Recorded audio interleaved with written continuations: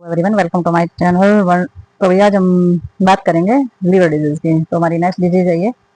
तो liver disease के अंदर हम देखेंगे इसमें बहुत सी कॉमन सी चीजें दी गई हैं डिजीज के बारे में। जब आप सेकेंड ईयर में इनको देखेंगे तो बहुत ज्यादा आपको एक्सप्लेन करके मिलेंगी ये चीजें। तो जब तक ये जितनी भी पार्ट है अगर आप ये अच्छे से करते हैं तो आपको सेकेंड ईयर में अच्छे से चीजें समझ आएंगी।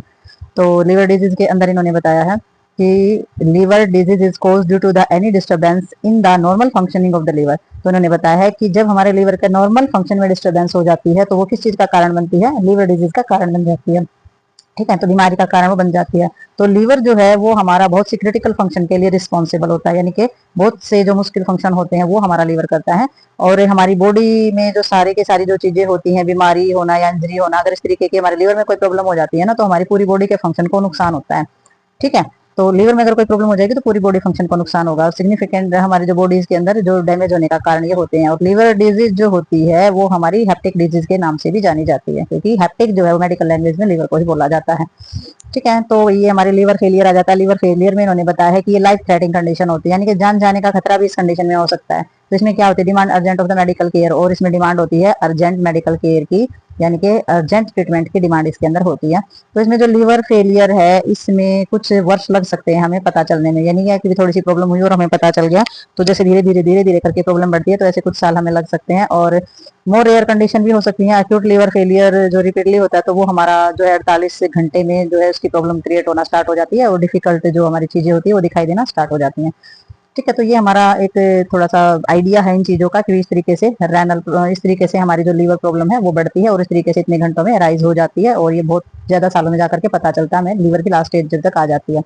ठीक है, तो नेक्स्ट देखते हैं इसमें हम कारण देखेंगे कि भाई हमारा जो लीवर फेल होता है उसके कोज क्या होते हैं। तो कोज के अंदर इन्होंने बताया है the most common cause of the chronic liver failure where the liver fail over month to year. तो इसमें इंक्लूड क्या क्या होता है। तो इन्होंने बताया कि कॉमन जो कारण होते हैं वो कॉर्निक लीवर फेलियर का मतलब होता है बहुत लंबे समय से जो प्रॉब्लम चली आ रही होती है तो उसके कारण हमारा जो है फेल हो जाता है कुछ महीने और कुछ साल से। तो फिर इंक्लूड क्या क्या होता है, भाई हेपेटाइटिस बी है वो चली आ रही है आपको, हेपेटाइटिस सी की प्रॉब्लम है तो ये हमारे वायरस की वजह से होने वाली चीजें होती हैं। लॉन्ग टर्म से अगर आप बहुत ज्यादा शराब पीते आ रहे हैं, ठीक है, सिरोसिस प्रॉब्लम है, यानी कि लीवर के ऊपर जो घाव हो जाते हैं, अगर इस तरीके की समस्या आपको चली आ रही लंबे समय तक। और जो हमारे हेमोक्रोमेटोसिस जो हमारे होते हैं, जैसे कि हमारे जो डिसऑर्डर का रूप धारण करते हैं, यानी कि जो cause of the body of the observe and the store too much iron. तो ये हमारा जो हेमेटोक्रोमेटिस जो हमारी प्रॉब्लम होती है ये वो होती है जिसके अंदर हमारी जो आयरन जो होता है वो ज्यादा मात्रा में स्टोर हो जाता है। ठीक है, मॉल न्यूट्रिशन हो सकता है, यानी कि जो हमारा न्यूट्रिशन लेवल या पोषक तत्व की कमी की वजह से भी ये चीजें हो सकती है। तो ये कारण रहते हैं हमारे लीवर फेल होने के। तो इसमें जो कोच बताए हैं एक्यूट लीवर फेलियर के अंदर जब लीवर हमारा फेल होता है तो रिपीटली हमारी जो चीजें होती हैं वो डिफरेंट, यानी कि अलग अलग भी हो सकती है, जरूरी नहीं होती है एक ही रीजन के कारण या उन्हीं रीजनों के कारण ही हमारा लीवर फेल हो। तो उसमें अलग अलग रीजन भी हो सकते हैं। तो नेक्स्ट जो हमारा रीजन इन्होंने बताया है उसमें सबसे पहले आ जाता है हमारा एक्टामिनोफिन आ जाता है। ये एक तरीके की टैबलेट है हमारी।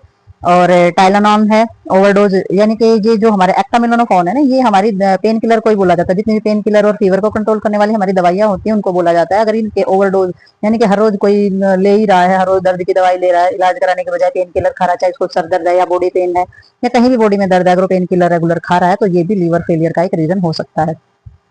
ठीक है, तो इसमें हमारा वायरस इंक्लूड हो सकता है हेपेटाइटिस ए बी एंड सी। तो ये जो वायरस होते हैं स्पेशली बच्चों के अंदर तो ये भी लीवर फेल होने का एक रीजन रहता है। तीसरा इसके अंदर आ जाता है रिएक्शन हो जाता है हमारा किस चीज का, अगर हर्बल मेडिकेशन हम ले रहे हैं, अगर हर्बल दवाइयां हम ज्यादा खा रहे हैं तो उनके रिएक्शन की वजह से भी हमारा क्या हो जाता है, लीवर फेल होने का खतरा होता है। और नेक्स्ट इसमें आ जाता है अगर आपने मशरूम खाते जो जंगली जो जहरीली जो मशरूम होती है, कई बार उसकी सब्जी बनाते हैं, तो अगर इस तरीके की चीजें लिए तो वो भी हमारे लीवर को डैमेज करने का काम करती है और लीवर फेलियर का कारण बनती है। ठीक है, तो ये कुछ रीजन थे हमारे, सबके सेम रीजन नहीं होते हैं हर बार। तो लीवर फेलियर के अलग अलग रीजन अलग अलग कोज इन्होंने बताए हैं। तो नेक्स्ट देखते हैं इसमें। तो भाई अभी हमारी डिजीज है लीवर कैंसर। तो हम देखेंगे कि लीवर में कैंसर प्रॉब्लम किस तरीके से बढ़ जाती है। तो हमें पता है भाई छोटे छोटे रीजन जो कोज होते हैं उन्हीं की वजह से हमारी जो कंडीशन है आगे बढ़ती है।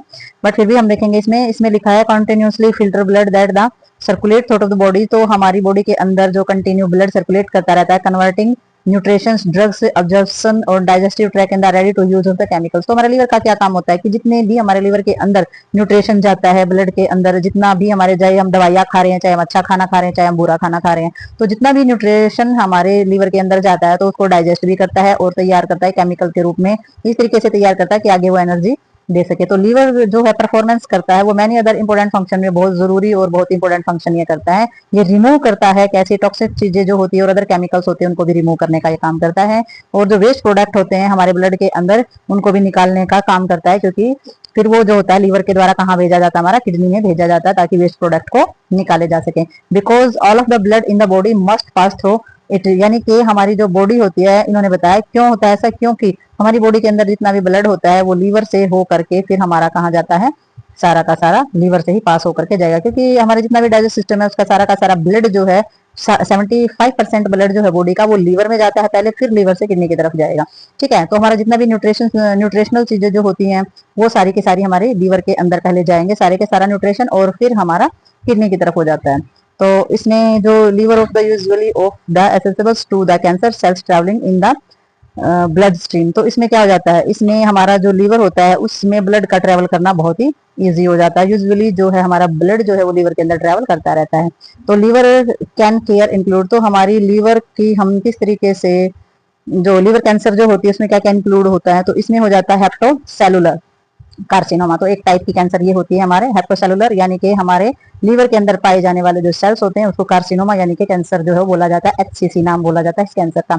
नेक्स्ट हमारा इसमें हो जाता है कोलोनोजियो कार्सिनोमा। तो कोलोनोजियो कार्सिनोमा के अंदर क्या आ जाता है, there are cancer of bile ducts. तो ये जो कैंसर होती है ये हमारी बाइल डक्ट्स के अंदर होती है। बाइल डक्ट्स हमारा क्या होता है, गाल ब्लैडर के अंदर पाई जाने वाली जो हमारी नलियां होती हैं जिसमें से हमारा बाइल जूस का सेक्रेशन होता है, तो वो हमारी बाइल डक्ट्स होती हैं, और उनके अंदर अगर कैंसर सेल्स हमारे हो जाते हैं तो वो हमारा बोला जाता है कोलोनजियो कार्सिनोमा। तो ये दो टाइप की हमारी कैंसर रहती है, एक तो हमारे सेल से लीवर के अंदर ही कैंसर सेल्स हो जाना, और एक हमारा, क्योंकि जो बाइल जो होता है वो लीवर बनाता है, और लीवर के द्वारा जो बाइल बनाया जाता है वो हमारा जो साइड जो हमारी डक्ट्स होती है, ठीक है, उस बाइल डक्ट्स के जरिए हमारा गॉल ब्लैडर के अंदर जाता है, तो वहां पर भी हमारा ये कैंसर सेल्स हो सकते हैं। तो ये थी हमारी लीवर कैंसर। तो आगे देखते हैं इसके बारे में। तो भी नेक्स्ट इसने बताया है कि भी हमारी जो लीवर के अंदर होने वाली जो कैंसर होती है उसके कोज कौन कौन से होते हैं, यानी कि कौन से कारण होते हैं जिसकी वजह से हमारे लीवर के अंदर कैंसर हो जाती है।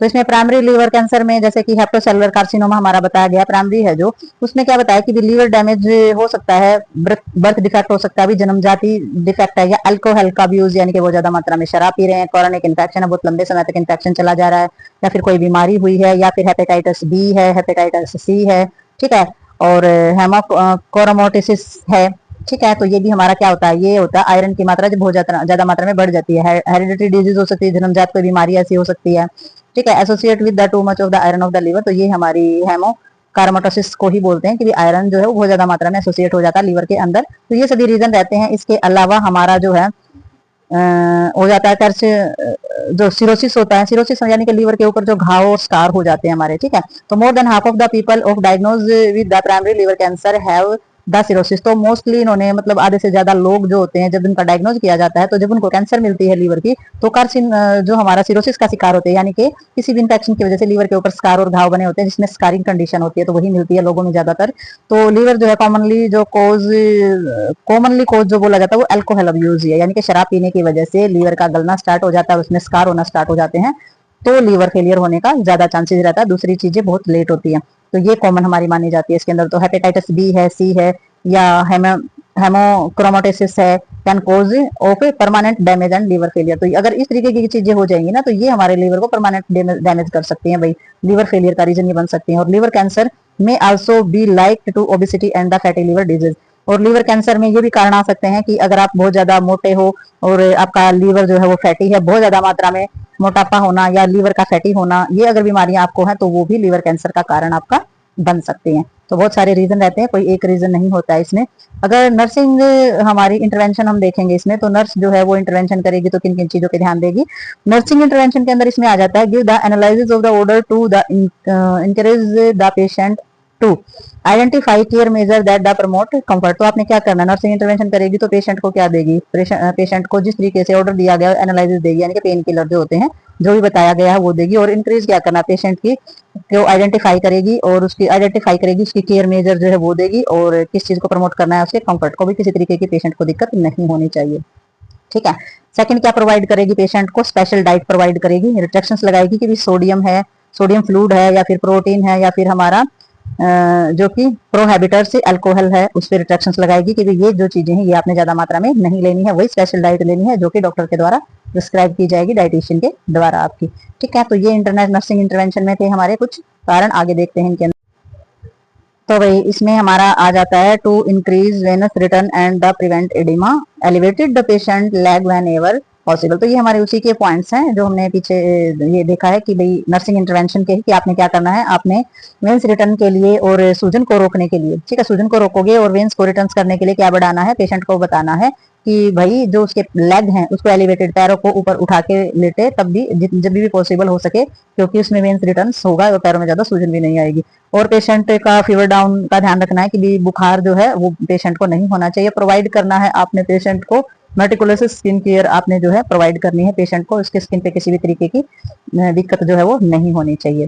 ठीक है, मेटिकुलस का मतलब यहाँ पर कोई ज्यादा डिफिकल्ट नहीं है, मेटिकुलस का मतलब होता है स्पेशल केयर देना। ठीक है, तो इसमें जो है turn the patient frequently and the keep his skin clean of the prevent pressure ulcers. तो आपने पेशेंट को टर्न करते रहना, टर्न करने का मतलब हो जाता है करवट दिलाते रहना, ताकि पेशेंट को जो फ्रीक्वेंटली जो बैड शोर्स होते हैं या फिर घाव वगैरह हो जाते हैं कमर में या फुंसिया वगैरह हो जाती है उस चीज को, या अल्सरेशन हो जाते हैं, प्रेशर शोर्स हो जाते हैं, उससे बचाने के लिए पेशेंट को करवट दिलाते रहना जरूरी है। नेक्स्ट आपने प्रिपेयर करना है पेशेंट को सर्जरी के लिए इफ इंडिकेटेड, अगर इंडिकेट दिए जा रहे हैं, साइन दिए जा रहे हैं, डॉक्टर ने बोला है तो पेशेंट को ऑपरेशन के लिए भी आपने रेडी रखना है। नेक्स्ट आपने प्रोवाइड करना है कम्प्रीहेंसिव केयर और इमोशनल असिस्टेंस। तो इमोशनल्स यानी कि उसकी भावनात्मक चीजों का तो ध्यान रखना ही रखना है, और आपने कम्प्रीहेंसिव यानी कि उसकी देखभाल से रिलेटेड जो भी चीजें हैं वो भी आपने प्रोवाइड करनी है। नेक्स्ट आपने देखना है मॉनिटर और patient for the fluid retention of the aesthetic. तो आपने मॉनिटर करना है पेशेंट के अंदर, पेशेंट का जो फ्लूइड है और लीवर के अंदर, एस्थेटिक का मतलब हो जाता है लीवर के अंदर ज्यादा पानी इकट्ठा हो जाना। तो इस तरीके की अगर कंडीशन है पेशेंट की तो वो भी आपने मॉनिटर करनी है। नेक्स्ट आपने मॉनिटर करना है रेस्पिरेटरी इन्फेक्शन, तो रेस्पिरेटरी फंक्शन, तो भी जो पेशेंट जो सांस कैसे ले रहा है, खींच के सांस ले रहा है या अच्छे से सांस ले रहा है या उसको सांस लेने में दिक्कत हो रही है, तो मॉनिटर करना है अपने रेस्पिरेटरी फंक्शन को, आप जरूर मॉनिटर करोगे। नेक्स्ट आपने देखना है explain the treatment to the patient and his family including advise restrictions of the patient may be the experience. तो आपने एक्सप्लेन करना है ट्रीटमेंट को पेशेंट को भी और उसके परिवार को भी आपने बताना है कि किस तरीके से ट्रीटमेंट चल रहा है, किस तरीके से दवाइयां देनी है, किस तरीके से पेशेंट की केयर रखनी है, किस तरीके से हाइजीनिक चीजों का ध्यान रखोगे, और पेशेंट के जो घर वाले हैं उनको एक्सपीरियंस के हिसाब से उनको एडवाइस भी देनी है कि किन किन चीजों का ध्यान रखना है, किन किन चीजों को डाइट में शामिल नहीं करना है। तो रिएक्शन वगैरह की जो चीजें हैं उनके बारे में भी आपने बताना है।